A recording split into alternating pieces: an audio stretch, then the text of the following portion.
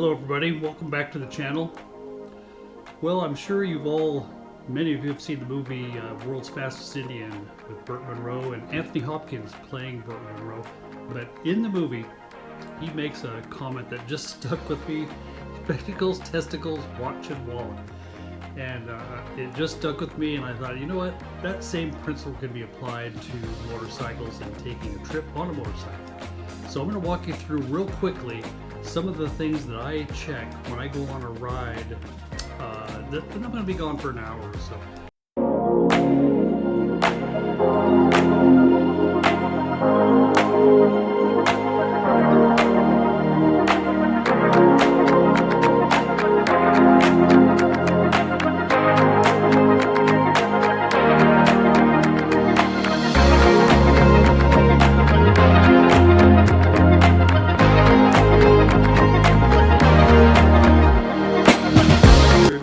Spectacles, testicles, watch and wallet.